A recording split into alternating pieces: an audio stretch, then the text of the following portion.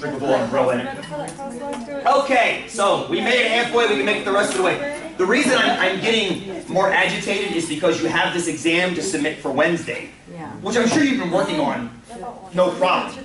But it's getting it to me that I'm concerned about. Like, getting it worked on is one thing. I never meant Blackboard to be the issue that it was, because it was just the final step. You get done and you send something to me. It's like a mailbox. But what it's feeling like is like the mailbox is written in Greek and hidden under a tree and covered in mushrooms. I mean, that's what it seems like. It seems like people can't find the mailbox some of the times. It's like that friggin' movie with Russell Crowe where he carves the thing on his arm. Beautiful Mind. The mail? No. It's okay. Anyway, holy crap. So, let's forget about Blackboard. Let's talk about what we were doing at the very end of the day. I'm glad we did it on Wednesday and not today because it's colder today. It's much colder today. So, what I want to chit-chat about today is me on my bike Wednesday, when I sent you guys up at 25-foot intervals, and that had you time me as I came by you on my bike. What was the point of that? What was the point of that, other than to have you laugh at me? Which was part of it, but what was the point? Josh, help! To obstruct traffic. Well, we did that kind of as a bonus. That was nice. I've never done that close to a class change time. That was probably the most dangerous I've ever done it. I wasn't expecting that much traffic. So that was an added benefit. What was the mathematical point? Do you remember? Well, I think you're trying to show us that it isn't consistent. Speeds are not consistent. Good! Very good. You actually hit it, Amy, you hit both things right there. She said, speed is not consistent. If you look, now what I did was I collected all your guys' data right here. Here's all the data you guys just gave me. Thank you very much for that. It was gorgeous. As I erase the old data, which I think is over here, yes, we'll put your new data over here. It looked very similar to the last time I did it, which was on a slightly different hill, but a similar steepness. Similar steepness, same bike, same tires, same yada, yada, yada. So here, I've got the foot increment, 25, 50, 75, 100, and so forth. Here are the times. Now you might notice, whoops, no. You might notice that I've got just some variation in my times. For example, at 100 feet, 6.7 seconds, 7.1, 703, 69, 72, and so forth and so on. 125, 772, 8, 81, 72, 8. There's all kinds of reasons for the differences. Give me one of them. I mean, I did the same thing 5 times in a row. I need to give you one reason. You curved one time. I remember you kind of went woo and you... I did. I actually I vocalized that woo as well. I remember doing that. It was like the 3rd trial, if I remember correctly. Pam! How about the wind? How about the wind? That might have been there in one trial and maybe not in another trial. That's 100% correct. Yeah. Brittany? You started out one without pedaling at first. I started them all out without pedaling. I backpedaled a quarter of the way. I was very careful to keep my hub lined up right at the zero. You were. Now, you saw my feet move, but I backpedaled to get my feet horizontal. I've learned when I'm coasting to keep my pedals at 9 and 3. That way you're more balanced on the bike. So what you saw me do was I started at the top and then rocket back to 9 and 3. So I was always backpedaling. I wasn't accelerating. Does that make sense? So good of you for noticing that. I tried to control for that. Yeah, Amber. Human error. Human error. Wait, on me? No, stop lying. Blame it on me, but also as scientists, you guys are taking. Yes. Remember our talk about margin of error last week? The idea that when you take a measurement, you're going to be off a little bit. You're going to be off. This is offness. I like the fact that this is off a little bit. I like that. If that wasn't off a little bit, I'd suspect either you or me or both of us. If it was too perfect, there's no way I replicated the exact same thing 5 times in a row. And there's no way you guys captured me to 1/100th of a second precision 5 times in a row. Good, human error. I love that. Sumi, go. You could have different increase of speed as you go down the hill. Due to what, though, right? Due to what? Oh, yeah. Who knows what, right? That's the thing. I would hope that would happen. If you were to get down to the micro level, have you guys ever heard of the butterfly effect? Yeah. We talked about it here, maybe. I don't know if we did or not. What is the butterfly effect? Do you remember? Do you remember? Please, Michelle. The flap of a butterfly's wings can cause a typhoon halfway around the world. Yes. So if you take one single change, and the butterfly's wings flapping is it's very poetic. I love that. It's chaos theory. That creates a wind. Me just going like that just created a wind draft as well. That wind draft then has a domino effect on many other things. That one of which could be the result of a typhoon in China. So sometimes we hear a butterfly flaps its wings in Beijing, and there's a typhoon on Mount Everest, or something along those lines. But the idea is a little tiny effect that starts in one place can domino into something else somewhere else. I often think about this. I often think about this when I'm on my bike commuting. If I have, they always call them near misses. I don't know why they call them, they should call them near hits. A near miss is a bad thing. Oh, they almost missed you, but they got you. So when I have near hits, I think about that. If I had left my house a half second earlier or later, I would have gotten clobbered right then. Right, that's the idea. So sometimes, for example, I remember once getting a flat tire, one of those crazy winter days when it's -12 out. And I got a flat tire. It was ridiculous. It was one of those December days, -12 or -15. I'm riding along at 5 a.m. I left the house wicked early. I forget why. Max was very young. I think he had woken up, and I was frustrated because he was up, and I was exhausted. I'm like, I'll just go to work now, whatever. And I went to work. I got a flat tire. Now, have you ever tried to change a flat tire at -12? Oh, God. You're going to lose your fingers trying that, right? So I'm on Archie Briggs and Empire, the intersection of Archie Briggs and Empire, and it just so happens, here comes a dude to go into work early the same day it's a sleep center. I'm not sure if it's still there or not. There's like a sleep study center right there. And I go, dude, can I change my tire? He's like, oh my God, yeah.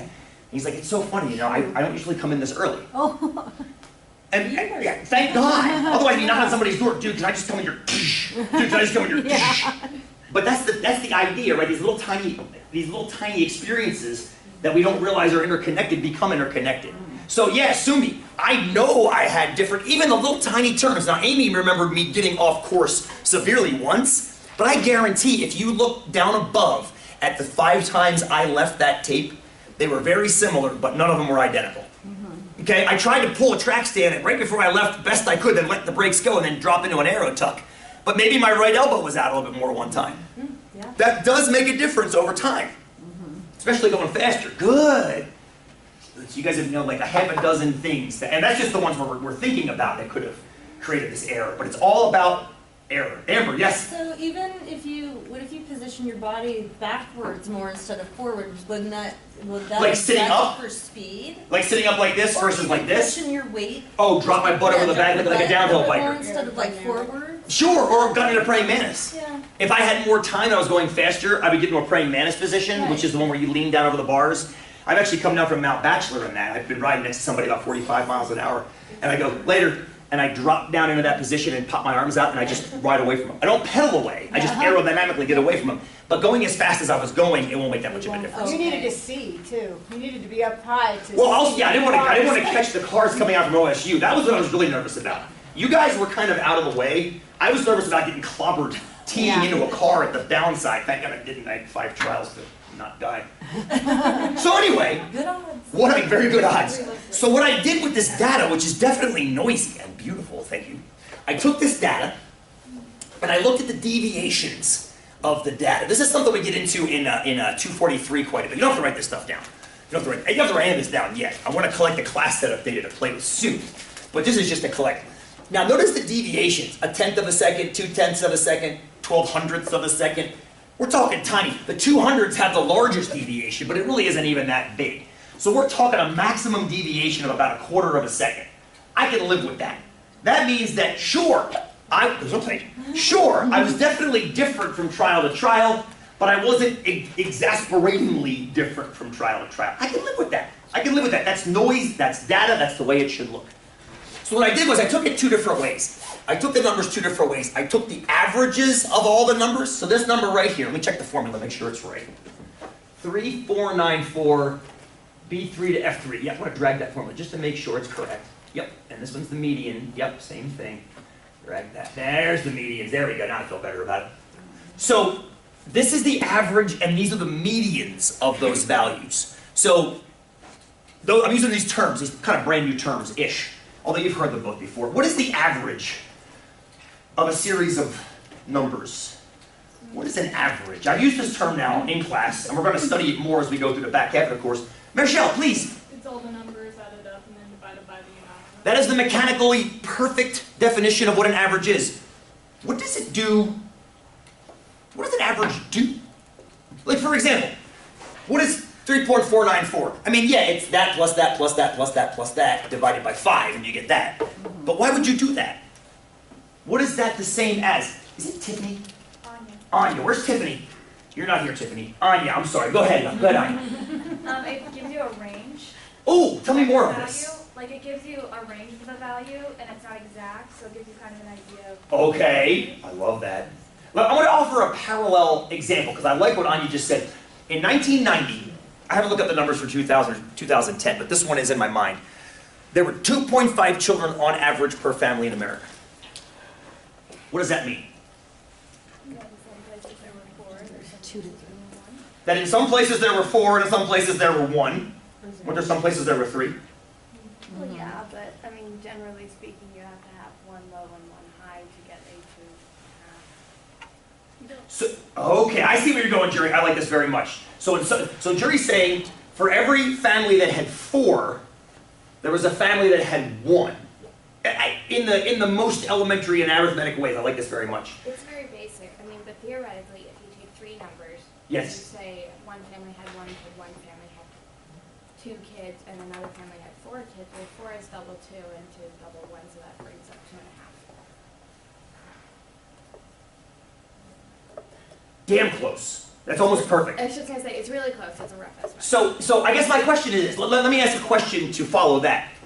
Is there ever a family in America that has exactly 2.5 children in their family? So what is the 2.5 indicating then? We got one on the way. Halfway out, we're gonna The margin of error. heads ground. Oh, yeah. It's a large group, Yes? and there is the margin of error. So what does a 2.5 mean? What does the center of that margin mean? What does it mean to have 2.5 children on average per family? Please, Dave. You need the most accurate number out of all of them. Define accuracy for me. I love that word, by the way, and you're 100% correct, but tell me what you mean by accuracy. I love There that. could be a margin of difference or whatever for all those numbers. But Okay. if you can narrow it down. I got an idea. I gotta look around what you guys have with you today.